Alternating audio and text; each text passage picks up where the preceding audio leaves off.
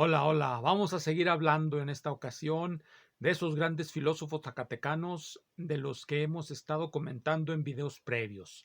Como ya comenté, estamos discutiendo el artículo de Villegas Mariscal, del doctor Leobardo Villegas Mariscal, que se titula Nietzsche en la historia de la filosofía.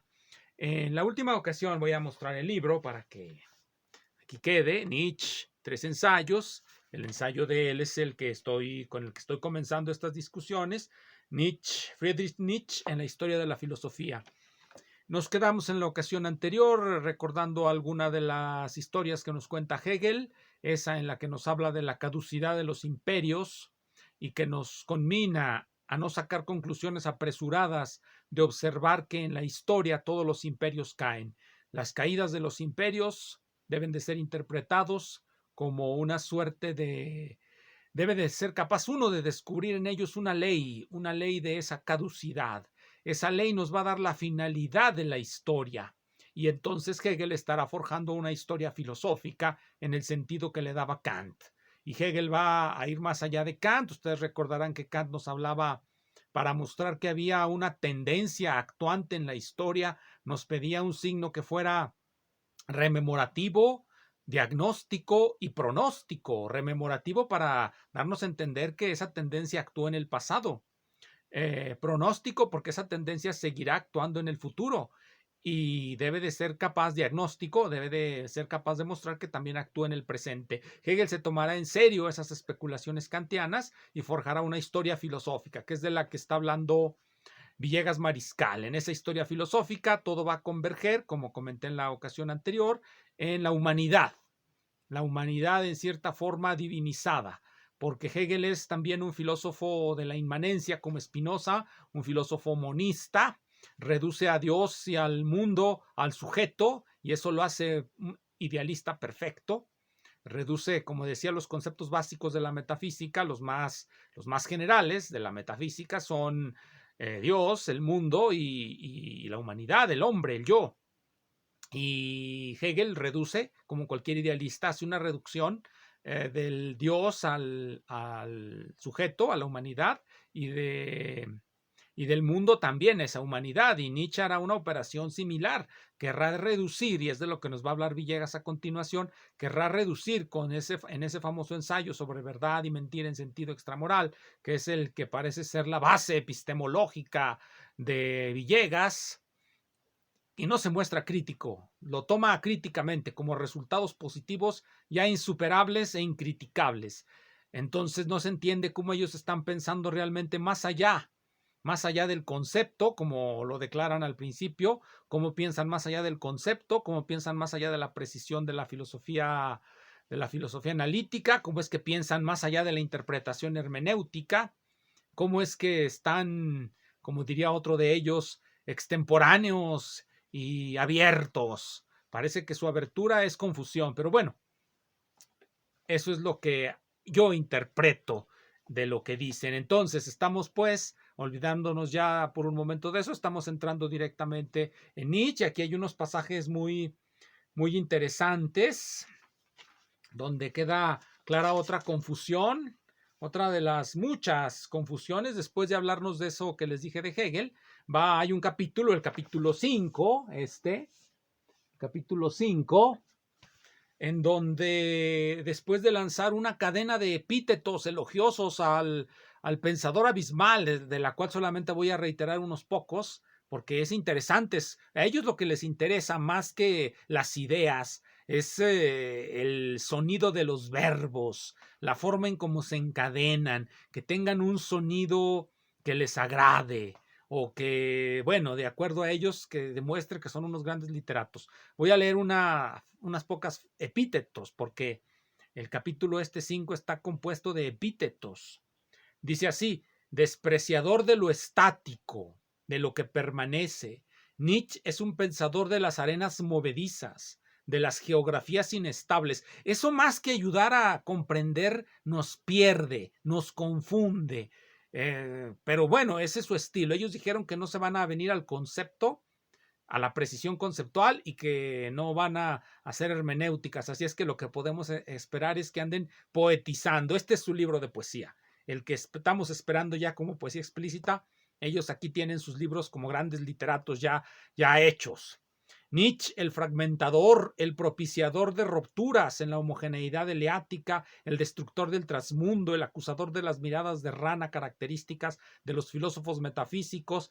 Nietzsche, el anunciador de la muerte de Dios, el antinihilista, el afirmador del tiempo circular, el hijo de Dionisos, el exaltador de la guerra, el anticristo, etcétera, etcétera, etcétera. Y todo esto nada más para darnos otra caracterización de lo que es para Nietzsche el metafísico. Dice así: las realidades más sublimes deben tener otro origen, un origen que les sea peculiar. No pueden nacer de este mundo efímero, engañador, ilusorio y miserable, de esta enmarañada madeja de ilusiones y deseos. No, en el seno del ser, en lo imperecedero, en un Dios oculto, en la cosa en sí, ahí es donde debe hallarse su principio. Ahí y no en otra parte. Esta manera de apreciar constituye el prejuicio característico en el que se reconoce a los metafísicos de todos los tiempos. Ahí Nietzsche nos está diciendo que un metafísico es aquel que desprecia las cosas de este mundo para hablarnos de un transmundo, el cielo, allá donde habitan los ángeles y Dios, o cualquier otra, o el cielo platónico, los arquetipos. Ese es contra lo que está Nietzsche, contra ese tipo de posturas filosóficas que van a reducir a este mundo, porque también es una reducción, reducen este mundo a otro mundo, a un mundo que está más allá de nuestros sentidos. Aquí cabe introducir una distinción que es propia de la modernidad, no de Platón, que se inicia con un filósofo corpuscular que supongo que estos compañeros desconocen y que quizá alguna vez oído, pero que seguramente desconocen por completo. Robert Boyle, un inglés. Él introduce una distinción que estará presente en los pensadores contemporáneos y que le siguen. Estará presente en Gassendi, estará presente en Hobbes, estará presente en Locke, sobre todo, en Locke y en Descartes también. Estoy hablando de Robert Boyle y la distinción es aquella entre las propiedades primarias y las propiedades secundarias. ¿Cuáles son las propiedades primarias? ¿Cuáles son las propiedades secundarias? Las propiedades primarias son las inherentes a las cosas, las que son independientes de cómo las percibimos. Entre ellas podemos pensar, si es que todavía tenemos esas, como dirían ellos, ya el pensamiento está fallido, el pensamiento está fenecido y no nos queda más que poetizar sin ideas. Pero bueno, las propiedades primarias son las que son inherentes a los objetos y esas propiedades no dependen de la percepción del sujeto. Las propiedades secundarias son las propiedades que sí dependen de la percepción del sujeto. Si agarramos una cosa como esta, su color, en la medida en que es algo que yo veo, su textura, en la medida en que es algo que yo toco, su sabor, su olor, son propiedades secundarias. Su forma no es una propiedad secundaria. Su área, su número, no es una propiedad secundaria. Esta distinción llega hasta Locke y es importante tenerla presente para contestar una de las afirmaciones que tanto le gustan al pensador abismal y a sus seguidores. Voy a leer lo que después de ese parágrafo 5 nos dice 6. Según Nietzsche, la inclinación metafísica que busca la verdad absoluta de lo real es un error que debe ser abandonado. El mapa es, más bien, una construcción humana, no es el territorio. Y a su vez, es otra construcción humana. Mapa y territorio son construcciones humanas. Más precisamente, mapa y territorio son invenciones antropomórficas. Estas invenciones, lejos de ser el mundo, son tan solo nuestro mundo. Bien, aquí está volviendo a esa distinción que identificó en Kant en la ocasión anterior, en otro libro que tengo por aquí de él. No, pero acá está. Este es un libro de mecánica estadística en ruso, porque bueno, ahí lo tenía. Bueno, este es el pensamiento fragmentado. En la ocasión anterior les comenté una cita que viene en este libro. En esa cita nos explica que Kant postula que, pues, efectivamente, nuestro conocimiento consta de lo que construimos y hay una gran cosa en sí que está más allá de nuestros conceptos. Los conceptos los formamos como una síntesis entre la sensibilidad y el entendimiento. Es lo que más o menos nos diría Kant. Sensibilidad y entendimiento nos permiten forjar conceptos. Entonces, como todo eso es propio del sujeto, nosotros lo formamos, pues es antropomórfico. Aquello que llega a la sensibilidad, aquello que nos manda señales a nuestros sentidos, es la cosa en sí, el mundo tal cual, el mundo que está pues más allá de nuestras percepciones.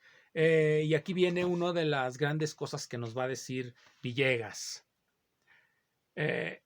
Y si esa frágil existencia desapareciera, como seguramente sucederá en algún momento en la existencia de los seres humanos, el mapa y el territorio desaparecerán. ¿Subsistirá algo luego del advenimiento de esa desaparición?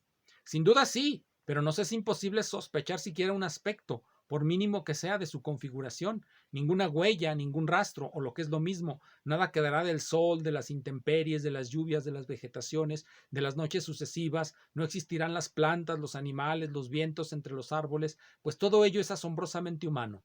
Quedará lo no humano, pero de ello no nos es posible hablar. Luego entonces, sobre este punto, es mejor callar. Aquí se hace eco de otro filósofo de la tradición analítica, de Ludwig Wittgenstein.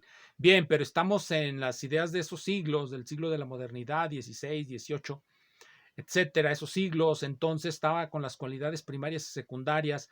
Lo que va a desaparecer cuando desaparezca la humanidad, si es que desaparecen, no la humanidad, los seres vivientes que tengan un sistema nervioso central.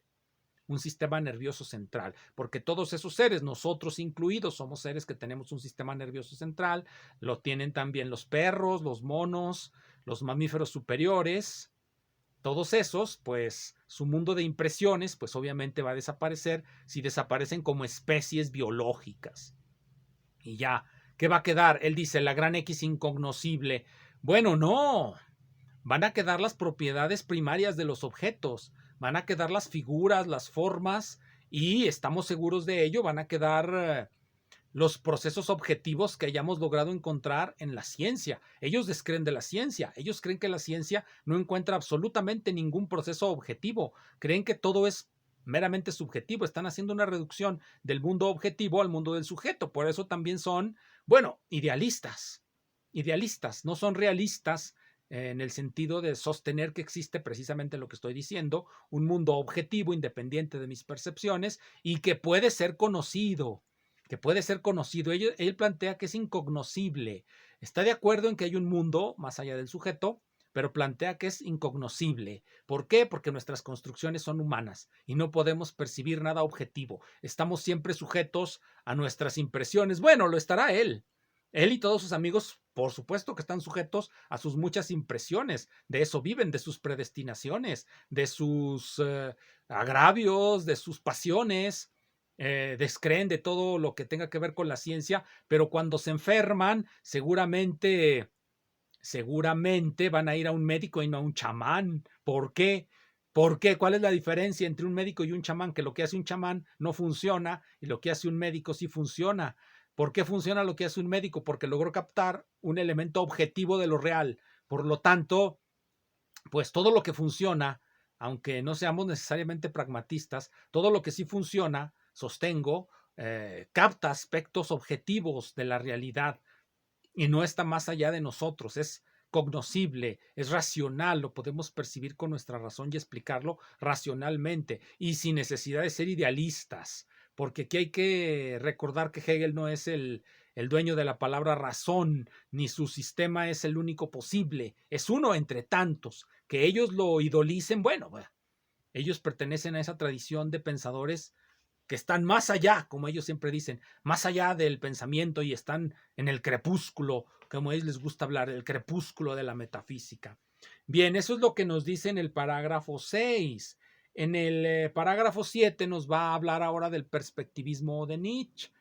Si bien para Hegel la historia es una historia filosófica, una historia que tiene un sentido y que ese sentido va a culminar en el saber absoluto y en la sociedad ideal, y si en su descomposición todo ese idealismo fue a los marxistas y a Kierkegaard y terminó en Nietzsche vamos a tener pues una sucesión de errores me imagino yo que una historia aleatoria en la que, en la que un evento es independiente de cualquier otro, pero bueno, tanto la postura extrema de postular que todo está relacionado con todo, como la postura extrema también de postular que nada está relacionado con nada, pues puede ser errónea. Volvamos a esa vieja idea platónica de la simploqué.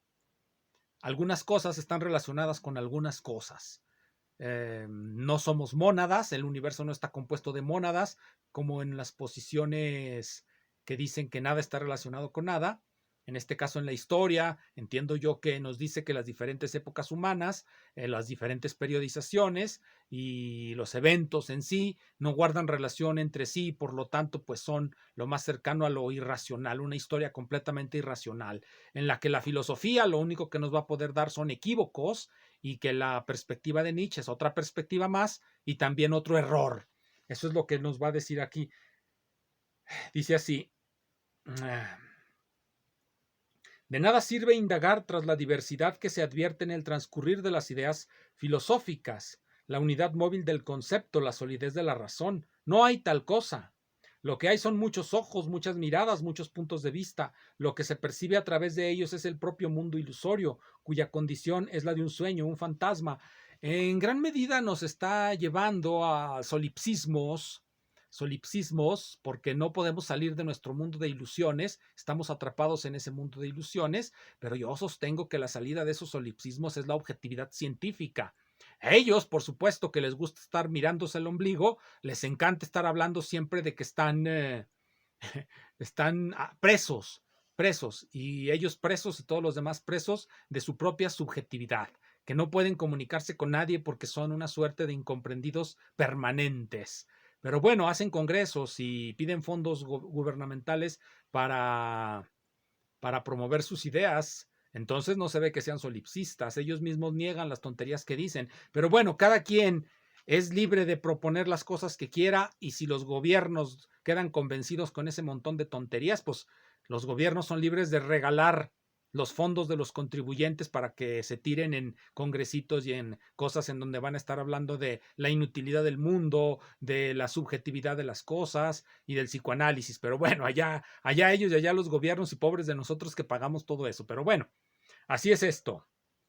Después de decirnos que hasta lo que dice Nietzsche es mentira, yo no sé pues para qué se hacen tantos congresos donde van a hablar de estas posturas que son mentira. Ni siquiera hacen un esfuerzo crítico por darle forma a esto. Creen que la filosofía consiste en miradas crepusculares y en estar hablando del fin de la metafísica. Ya no podemos hablar de Dios, ya no podemos hablar del sujeto, ya no podemos hablar del mundo porque Hegel ya lo dijo todo, se desintegró el sistema, bla, bla, bla, bla, bla. Caprichos de Occidente. Ese es otro libro del que voy a hablar. Aquí lo tengo. Aquí lo tengo. Este es otro de los grandes teóricos que les encantan a estos señores, Jorge Juanes. Este libro efectivamente es un libro caprichoso. Después de haber escrito sobre Marx, se desengaña Jorge Juanes de Marx, viene a la Universidad Autónoma de Zacatecas todo desengañado y aquí caza incautos y los llena la cabeza de tonterías. Y después de libros como Los Caprichos de Occidente, encontramos libros como Nietzsche, tres ensayos, escrito por grandes pensadores zacatecanos. Bien, entonces, estábamos ya en que Nietzsche ha dicho que su teoría es una entre tantas y que seguramente es solamente otra perspectiva que no tiene ninguna superioridad sobre las demás. Cada quien que elija lo que cada quien quiera. Es decir, estamos ante una situación de mónadas. No podemos hablar unos con otros, cada quien elegimos lo que nos da nuestra gana porque no tenemos una norma que nos permita distinguir lo correcto de lo incorrecto, lo verdadero de lo falso, y cualquier cosa que digamos está bien. Bueno, es la postura de estos señores. Y en el parágrafo 8 vuelve a insistir sobre ello, le da muchas vueltas, trata de caracterizar a la metafísica. La metafísica es creer en un origen del mundo, la metafísica es creer en Dios, la metafísica es postular un primer motor, como en el primer motor aristotélico, o como el Dios de los teólogos, etcétera, etcétera, etcétera. Odian el devenir, el cambio, la transformación. Eso nos va a decir de los metafísicos. Y ya, finalmente nos vuelve a platicar sus puntos de vista particulares, los de Villegas, que parecen confundirse con los de Nietzsche. Nos dice: postular el enigma de la realidad como una muralla imposible de vencer no debería implicar ninguna sensación opresiva. Lo verdaderamente deprimente sería un universo definitivamente esclarecido, penetrado por la lógica humana. El saber absoluto hegeliano, en caso de ser posible, sería asfixiante. Afortunadamente es una patraña de la filosofía idealista alemana y nada más. Eso es lo que él interpreta que nos dice Nietzsche, que el idealismo alemán es una patraña. Bueno, eso no solamente lo dice Nietzsche, eso lo dijeron muchos. Eh, Schopenhauer delató a Hegel como un charlatán y Popper delató a todos los idealismos como charlatanes. Quiero decir, si él quiere caracterizar a Nietzsche por ser el gran impugnador de la filosofía idealista alemana, bueno, esa filosofía hace mucho que entró en decadencia y pues hoy por hoy es una materia académica más que se discute en las revistas de filosofía. Hay especialistas en la obra de Hegel y publican en sus revistas y hacen sus congresos y es un tema académico y no pasa nada. Se puede interpretar a Hegel toda la vida. Si a alguien le gusta leer la fenomenología del espíritu, que publique en Hegel Today o en Hegelian Studies o cualquiera de esas revistas en la que encontrarán discusiones e interpretaciones de Hegel, cosa que no vemos aquí, pero bueno, cada quien. Nos vemos en la siguiente.